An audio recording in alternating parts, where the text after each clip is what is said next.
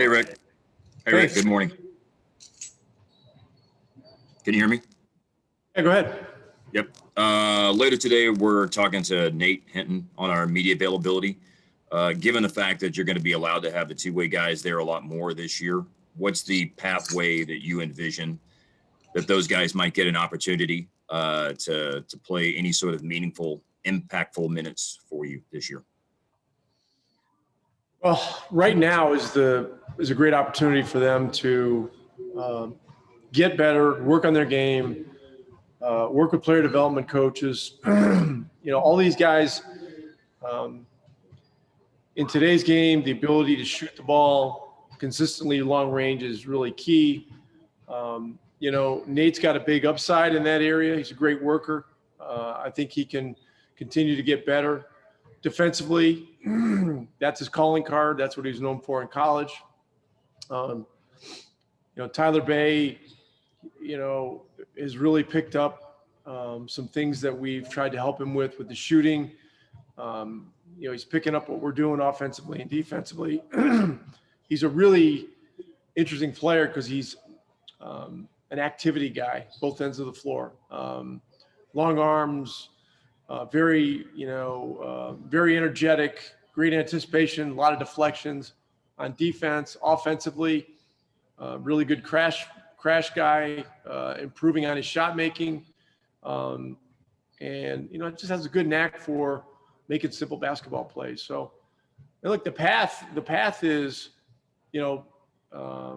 work, get better, be ready, and with some unpredictable things that are likely to happen this year, these guys could end up in the mix. Thanks, Rick. Callie Kaplan. Callie?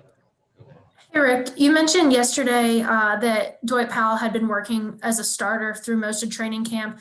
Curious, what stuck out to you most about his return this last week or so? And do you envision any sort of limitations for him heading into games?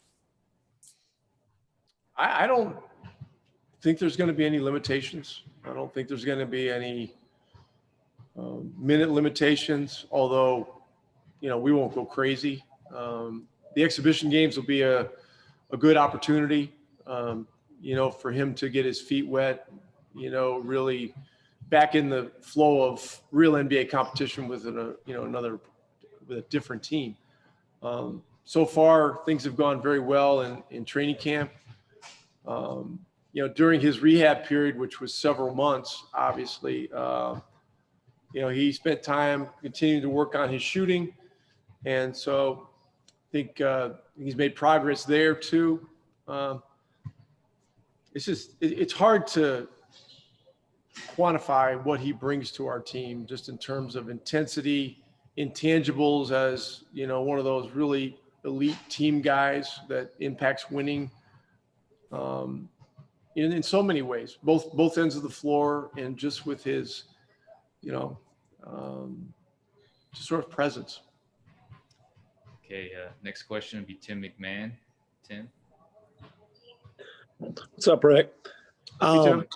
What do you think about the polos or suits option now for coaches?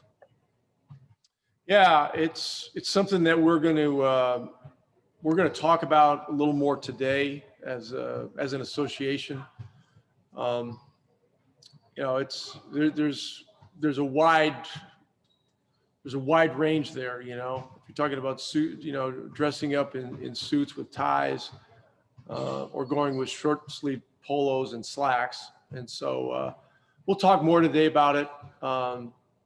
We as an association, we'll come to what we feel is a good plan. For lack of a better word, I don't think solution is the right word. I mean, there's not really a problem. It's just, we want to be together on this whole thing. And, I think it's healthy for teams to have a slightly different look. But we got to talk about how different we want to look. Are you still team suit? Well, I think categorically, if everything is normal, I fall on the side of suits, but things aren't normal. And there are things to consider here. You know, everyone travels, a lot of assistant coaches. And we're just looking for the simplest solution that, that looks good team to team. And so, we'll see. I look forward to the call that we're going to have today, and we'll, we'll talk through it, and I think we'll come to a good conclusion. Okay, Dwayne Price. Dwayne. Hey, Rick, what did you guys miss by not having Jalen Brunson in the bubble, and how's he been doing so far in training camp? Yeah, he's doing real well. Really looks like he never missed a day. He's worked on his body. He's more slender. He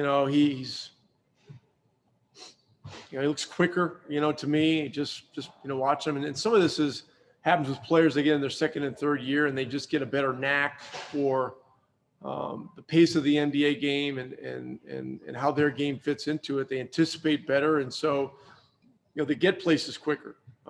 Whether it's an actual increase in quickness or just sort of that feel, regardless, he's playing great, shooting the ball well, driving it well, defensively. He's always been a good system defender. And look, without him, we missed a lot of depth. We made up for it somewhat with when we were able to sign Trey Burke in the bubble, but now with Seth being gone to Philadelphia, Brunson and Burke are going to be, two key guys, likely coming off the bench, but nothing's been, finally determined there either. Okay, and we'll do one more of Kevin Gray Jr. Go ahead, Kevin. Hey, Coach. As the preseason gets ready to get started on Saturday, obviously we have not been able to observe practice. Can you talk about and describe the intensity of practice and how things have continued to slowly be ratcheted up as you get ready for preseason play this weekend? Yeah, practice was very intense today, very competitive. And, this is one of the things about having Dwight Powell back in practice. He's good. He's just going to bring, an extra level of edginess to it. Luka's super competitive, Hardaway, so, our white team and our blue team, went toe to toe in a scrimmage at the end of practice. And it was, it was extremely competitive. And so, I mean, that's what I can tell you.